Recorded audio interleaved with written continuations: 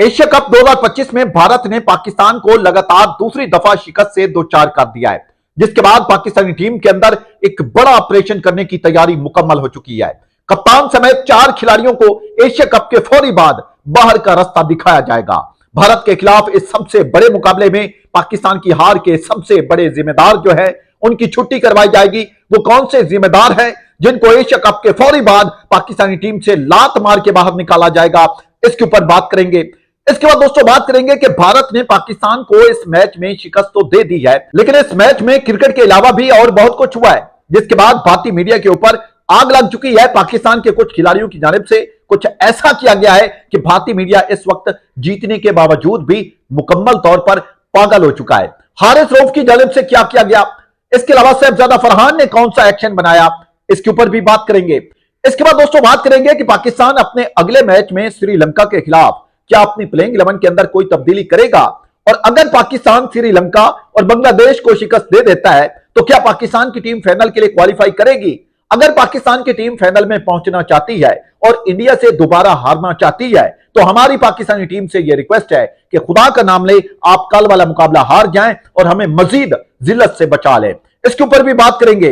इसके बाद दोस्तों बात करेंगे कि क्या फखर जमान आउट थे या फिर नाकिस अंपायरिंग की वजह से, इंडिया की बेईमानी की वजह से फखर जमान को आउट दिया गया, इसके ऊपर भी बात करेंगे। लेकिन आगे बढ़ने से पहले आपसे रिक्वेस्ट है, अगर आप नए और पहली दफा हमारे चैनल पे तो जल्दी से चैनल को कर लें सब्सक्राइब, क्योंकि इस चैनल के ऊपर आपको इस तरह की वीडियोस मिलती रहती हैं। तो दोस्तों सबसे पहले बात करते हैं कि एशिया कप में लगातार दूसरी दफा भारत ने पाकिस्तान को इबरतनाक शिकस्त से दो चार कर दिया है, जिसके बाद पाकिस्तानी टीम के अंदर एक बड़ा ऑपरेशन करने की तैयारियां मुकम्मल हो चुकी हैं। किस किस की छुट्टी होने वाली है, कप्तान सलमान अली आगा का मुस्तकबिल क्या होगा, आगा सलमान के अलावा वो कौन कौन से खिलाड़ी हैं, वो कौन कौन से बागर बिल्ले हैं पाकिस्तान क्रिकेट बोर्ड के अंदर जिनकी छुट्टी करवाई जाएगी, इनके ऊपर आगे चलकर बात करेंगे। लेकिन उससे पहले थोड़ी सी बात कर लेते हैं एशिया कप के इस बड़े मुकाबले की, जहां पे पाकिस्तान की टीम के पास एक अच्छा मौका था कि पाकिस्तान की टीम भारत को शिकस्त देकर अपना बदला पूरा कर सकती थी। लेकिन पाकिस्तान क्रिकेट टीम के लानती कप्तान आगा सलमान, जो कि कहीं से भी कप्तान नजर नहीं आते, कहीं से भी टी20 के खिलाड़ी नजर नहीं आते, आगा सलमान की घटिया और पैंथेटिक बल्लेबाजी की वजह से पाकिस्तान को इस मुकाबले में शिकस्त का सामना करना पड़ा है। ठीक है, पाकिस्तान की बॉलिंग भी इंतहाई घटिया थी और इंडिया के बल्लेबाजों ने पाकिस्तान की बॉलिंग की वो पिटाई की है, इनको दिन में तारे दिखाए हैं और इनको इनकी औकात याद दिलाई है कि आप इंडिया की बल्लेबाजी का जवाब नहीं दे सकते। सबसे पहले बात कर लेते हैं पाकिस्तान की बल्लेबाजी की। पहले यह बात होती थी कि पाकिस्तान के टॉप ऑर्डर के जो बल्लेबाज हैं वो जल्दी आउट हो जाते हैं, जिसकी वजह से पाकिस्तान की टीम प्रेशर में आ जाती है और बाद वाले बल्लेबाज जो हैं वो रन नहीं कर पाते। लेकिन इंडिया के खिलाफ इस सबसे बड़े मुकाबले में पाकिस्तान की शुरुआत बहुत अच्छी हुई। हालांकि फखर जमान 15 रन बनाकर आउट हुए, उनको गलत आउट दिया गया, जिसके ऊपर आगे चलकर बात करेंगे। लेकिन अगर बात की जाए दूसरे ओपनर बल्लेबाज साहिबजादा फरहान की, तो भाई साहब साहिबजादा फरहान ने अपना हक अदा किया है। इंडिया के सबसे खतरनाक तरीन फास्ट बॉलर जसप्रीत बुमराह को उठा उठा के छक्के मारे, उठा उठा के चौके मारे, जिसके बाद पाकिस्तानियों को थोड़ी सी उम्मीद लगी कि आज का मुकाबला पाकिस्तान की टीम जीत सकती है। साहिबजादा फरहान की उम्दा बल्लेबाजी, सैम अयूब ने भी साहिबजादा फरहान का थोड़ा बहुत साथ दिया। साहिबजादा फरहान की अग्रेसिव बल्लेबाजी की बदौलत पाकिस्तान 10 ओवर में 91 रन बोर्ड के ऊपर लगा चुका था और पाकिस्तान का सिर्फ एक खिलाड़ी आउट था। यह वो टाइम था जहां से पाकिस्तान की टीम टारगेट को 200 प्लस तक लेकर बासानी जा सकती थी। लेकिन 10 ओवर के बाद जब साहिबजादा फरहान आउट हुए और सैम अयूब आउट हुए और करीज के ऊपर कौन आए, आपके कप्तान आगा सलमान, इसके अलावा हुसैन तलत और मोहम्मद नवाज, इन 3 खिलाड़ियों ने पाकिस्तान के इस मैच का बेड़ा गर्क कर दिया। आपका कप्तान कहीं से भी नहीं लगता कि यह टी20 का कप्तान है। उसकी शक्ल देखें, उसकी शक्ल को गौर से देखें तो आपको अंदाजा होगा कि आगा सलमान मुकम्मल तौर पर डरे हुए थे। उनको समझ ही नहीं आ रही थी कि मैंने इंडिया के स्पिन बॉलर्स के ऊपर अटैक कैसे करना है। 11 ओवर से लेकर 16 ओवर तक पाकिस्तान ने सिर्फ 19 रन बनाए। पहले 10 ओवर में 91 रन और 11 ओवर से लेकर 16 ओवर तक सिर्फ 19 रन बनाए और यहां से पाकिस्तान की शिकस्त जो है वो शुरू होती है। आगा सलमान की इंतहाई घटिया बल्लेबाजी, बाबर आजम के ऊपर जो लोग तनकीद करते थे, उनको मेरा जवाब है कि आपके ये नए कप्तान जो कि अग्रेसिव टीम लेकर गए थे, आगा सलमान की निकम्मी और घटिया बल्लेबाजी की वजह से पाकिस्तान 200 प्लस का टारगेट नहीं बना पाया। इसके अलावा मोहम्मद नवाज ने 16वां ओवर मैडन खेल दिया। ओ भाई, आप पागल तो नहीं हो? जब 10 ओवर में 91 रन बन चुके हैं, 11 ओवर में 110 रन हो चुके हैं, तो आप पागल हैं कि आप अटैक नहीं कर रहे, आप मैडन ओवर खेल रहे हैं। यह तो खुदकुशी करने के बराबर है। दोस्तों, आगा सलमान, मोहम्मद नवाज और हुसैन तलत, इन तीन लोगों की निकम्मी, घटिया और पैंथेटिक बल्लेबाजी की वजह से पाकिस्तान इस टारगेट को सेट नहीं कर पाया और 171 रन तक पाकिस्तान बड़ी मुश्किल से पहुंचा। वो भी आखिरी ओवर में आपके जो फहीम अशरफ हैं, उन्होंने एक दो छक्के लगा दिए, जिसकी बदौलत पाकिस्तान 171 रन बनाने में कामयाब हुआ, वो भी गिरते पड़ते। एक स्टेज के ऊपर पाकिस्तान 200 प्लस रन बनाने वाला था। यहां पे सीधी सीधी गलती, सीधा सीधा जो कसूर है, वो एक तो आपके कोच माइक हैसन का है, दूसरे नंबर के ऊपर आगा सलमान फ्लॉप हो चुके हैं, नाकाम हो चुके हैं। खुदा का नाम लें, आप इस कप्तान को T20 की कप्तानी से हटाएं, बल्कि इसको टीम से भी निकालें। ये T20 का प्लेयर नहीं है। बहुत से लोग ये गुस्सा कर रहे थे कि यार देखें वो कोशिश ही नहीं कर रहा। ओ भाई साहब, उसके अंदर इतनी एबिलिटी नहीं है, उसके अंदर इतनी कैपेसिटी नहीं है कि वो छक्के लगा सके इस तरह से। तो आगा सलमान ने मुकम्मल तौर पर नाक कटवाई है पाकिस्तानी टीम की। एक ऐसा मैच जिसमें पाकिस्तान की टीम इस मुकाबले को जीत सकती थी, इन लोगों की निकम्मी और घटिया बल्लेबाजी की वजह से पाकिस्तान जो है वो टारगेट सेट नहीं कर पाया। जिसके बाद इंडिया के ओपनर बल्लेबाज अभिषेक शर्मा ने जो तोड़ा है पाकिस्तान के बॉलर्स को, चाहे वो आपके शहीन हो, चाहे वो आपके सैम अयूब हो, चाहे वो आपके अबरार अहमद हो, किसी को भी नहीं छोड़ा भाई साहब, किसी को भी नहीं छोड़ा। और आपके कप्तान भी पागल हो चुके थे। अभिषेक शर्मा, सैम अयूब को लगातार छक्के पे छक्का, चौके पे चौका लगाया जा रहा है, और आपका जो पागल कप्तान है, आपका जो घटिया और लानती कप्तान है, वो लगातार सैम अयूब को लगाया जा रहा है। ओ भाई साहब, आपके पास हारिस रऊफ भी मौजूद थे, आपके पास फहीम अशरफ भी मौजूद थे, जिन्होंने बाद में आकर विकेटें ली हैं। आप मुकम्मल तौर पर पागल हो चुके हैं। आप T20 की कप्तानी करने के काबिल नहीं है। आपकी काबिलियत हमने देख ली है। आप बाबर और रिजवान को वापस लाएंगे। मैं आपको बता रहा हूं कि बाबर और रिजवान की वापसी पाकिस्तान की T20 टीम के अंदर होगी। कुल मिलाकर दोस्तों बात की जाए तो कोच माइक हैसन लानती, पाकिस्तान के कप्तान आगा सलमान लानती, मोहम्मद नवाज की घटिया, इंतहाई घटिया बल्लेबाजी की बदौलत पाकिस्तान टारगेट सेट नहीं कर पाया, और रही खरी कसर पाकिस्तान के गेंदबाजों ने पूरी कर दी। क्या अब शहीन शाह अफरीदी का T20 कैरियर ओवर हो चुका है? कल का बच्चा आकर आपको पहले ओवर की पहली बॉल के ऊपर छक्का लगाता है, तो आपको सोचना पड़ेगा भाई साहब कि आप T20 क्रिकेट खेलने के काबिल भी हैं या नहीं है। यहां पे मैं भारत के ओपनर बल्लेबाजों की तारीफ जरूर करूंगा। ठीक है, उन्होंने आपको मारा है, उन्होंने आपको तोड़ा है, उन्होंने आपके धागे खोले हैं। पाकिस्तान ये मैच तो हार गया। अब पाकिस्तान एशिया कप के फाइनल में कैसे पहुंचेगा यह भी मैं आपको बताता हूं। पाकिस्तान मैच तो हार गया, लेकिन इस मैच में कुछ ऐसी चीजें हुई हैं जिनकी वजह से भारतीय मीडिया के ऊपर इस वक्त भी आग भड़की हुई है। भारतीय मीडिया इस वक्त भी पागल हो चुका है। जीत के बावजूद भी वो लोग रो रहे हैं। इसके पीछे वजह क्या है, एक एक करके मैं आपको बताता हूं। आपने मेरे साथ जुड़े रहना है।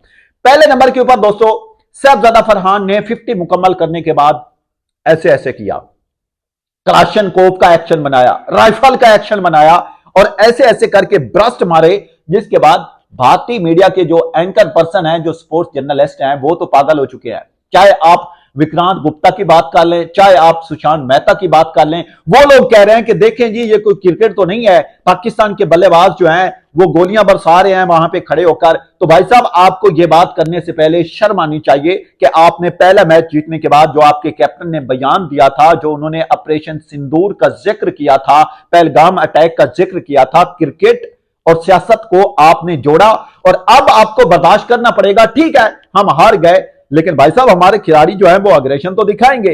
तो पहले नंबर के ऊपर साहबजादा फरहान ने जो ऐसे ब्रेस्ट चलाया है ना वहां पे 50 मुकम्मल करने के बाद, तो भारतीय मीडिया के ऊपर इसको लेकर भी जो है वहां पे भूचाल आया हुआ है, तूफान आया हुआ है। इसके बाद दोस्तों, दूसरा बड़ा काम जो कि इस वक्त भारत के अंदर वायरल हो चुका है, बल्कि पाकिस्तान के अंदर भी वायरल है। पाकिस्तान के अकेले जंगजू हारिस रऊफ, ओ भाई साहब, हारिस रऊफ ने वहां पे ऐसा किया है जिसके बाद भारतीयों को आग लग चुकी है। हारिस रऊफ बाउंड्री के ऊपर फील्डिंग कर रहे थे, जहां से पीछे से भारत का क्राउड बैठा हुआ था, इंडियन बैठे हुए थे। उन्होंने हारिस रऊफ को छेड़ने के लिए कोहली कोहली के नारे लगाए, हारिस रऊफ के ऊपर आवाजें कसी, जिसके बाद हारिस रऊफ जो है वो गुस्से में आ गए, उनको जोश आ गया और उन्होंने ऐसे इशारा करने शुरू किए, ऐसे राफेल को उड़ाना शुरू किया और फिर राफेल को गिराना शुरू किया। और वहां पे एक ऐसा माहौल बना जिसको देखकर भारतीय मीडिया भड़क उठा है। भारतीय मीडिया पागल हो चुका है कि भाई ये क्रिकेट हो रही है, दुबई के अंदर क्रिकेट मैच खेला जा रहा है, आप क्या कर रहे हैं। और भाई साहब, आप अगर क्रिकेट के अंदर सियासत को लेकर आए तो फिर कोई मसला नहीं है, लेकिन अगर पाकिस्तान का कोई खिलाड़ी ऐसी हरकत कर दे तो आप गुस्से से सीख पाओ जाते हैं। वैसे मैं इस चीज के हक में नहीं हूं, हारिस रऊफ को ऐसा नहीं करना चाहिए था, लेकिन आपने उसको भड़काया है, आपके क्राउड ने उसके ऊपर बातें की हैं, उसको गुस्सा दिलाया, तो उसने भी फिर राफेल को उड़ा दिया।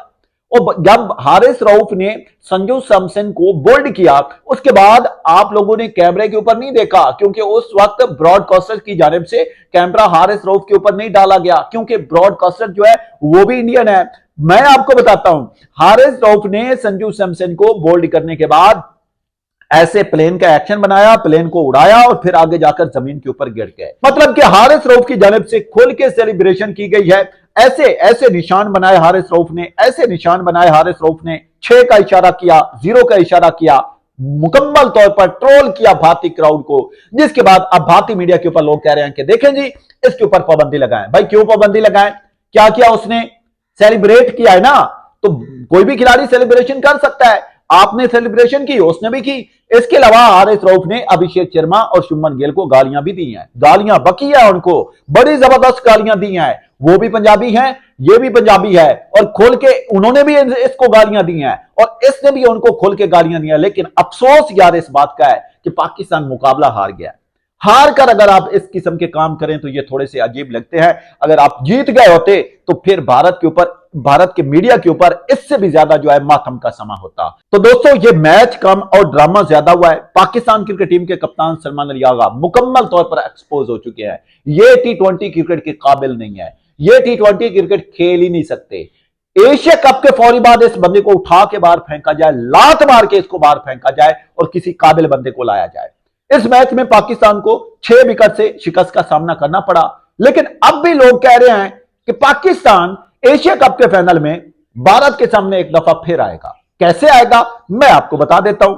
अगर पाकिस्तान कल वाले मुकाबले में श्रीलंका को शिकस्त देता है, उसके बाद पाकिस्तान बांग्लादेश को भी शिकस्त देता है और इधर से इंडिया भी दोनों मैच जीत जाता है, तो फिर भाई साहब एशिया कप का फाइनल मुकाबला होगा इंडिया पाकिस्तान के दरमियान। लेकिन इस सबसे पहले हम हाथ जोड़कर पाकिस्तानी टीम के कप्तान आगा सलमान, कोच माइक हैसन और सारी टीम के खिलाड़ियों से रिक्वेस्ट करते हैं कि अगर आपने एशिया कप के फाइनल मुकाबले में इसी तरह से हारना है तो मेहरबानी करें आप श्रीलंका से हार जाएं, यहीं पे कहानी खत्म करें। आप एक दफा फिर पाकिस्तानी अवाम के जज्बात के साथ मत खेलें, एक दफा फिर जलालत जो है वो मत उठाएं। अगर आपने फाइनल में भी इंडिया से हारना है तो मेहरबानी हम आपके सामने हाथ जोड़ रहे हैं, आप यहीं पे हार जाएं और कहानी को यहीं पे खत्म करें। लेकिन अगर आपके अंदर थोड़ी सी भी गैरत है, आगा सलमान के अंदर थोड़ी सी भी, इतनी सी भी गैरत है और ये लोग गैरत दिखाना चाहते हैं, गैरत की गोली खाना चाहते हैं, तो दोनों मैचेस जीतकर फाइनल में इंडिया को शिकस्त देनी है। अगर आप दोनों मैचेस जीतकर फाइनल में गए और इंडिया से फिर हार गए तो मैं आपको कह रहा हूं गोली मार दी जाएगी आपको, आपको कोई नहीं छोड़ेगा, आपको पाकिस्तान के अंदर लैंड करने की जगह भी नहीं मिलेगी। तो दोस्तों, कुल मिलाकर बात की जाए तो पाक भारत मुकाबले में इंडिया की तरफ से अच्छी क्रिकेट खेली गई। अभिषेक शर्मा की जितनी तारीफ की जाए कम है। भाई साहब, क्या लड़का है, क्या बल्लेबाजी है, क्या अग्रेसिव क्रिकेट है, जितनी तारीफ की जाए उतनी कम है। पाकिस्तान के कैप्टन आगा सलमान की जानिब से एक दफा फिर लानती बल्लेबाजी और लानती कप्तानी की गई। पाकिस्तान की बॉलिंग भी एक्सपोज हुई है। शहीन को 40 प्लस पड़े हैं, अबरार को 40 प्लस पड़े हैं, सैम अयूब का फेंटा लगा है। सिर्फ एक हमारा जो राफेल हंटर है हारिस रऊफ, उसने 26 रन दिया है 4 ओवर में। इस मुकाबले के हवाले से दोस्तों, अगर आपकी कोई भी राय हो, कोई भी क्वेश्चन हो तो कमेंट बॉक्स में आपने पूछना है, हम आपके क्वेश्चन का जवाब भी देंगे और आपने अपनी कीमती राय का इजहार भी करना है। इसके बाद इस मुकाबले में फखर जमान का आउट जो है वो भी काफी कंट्रोवर्शियल हुआ। फखर जमान आउट नहीं थे, लेकिन चूंकि वहां पे थर्ड अंपायर जो है वो भारत से मोटी रकम लेकर बैठे होते हैं, तो इसलिए फखर जमान को आउट करार दिया गया।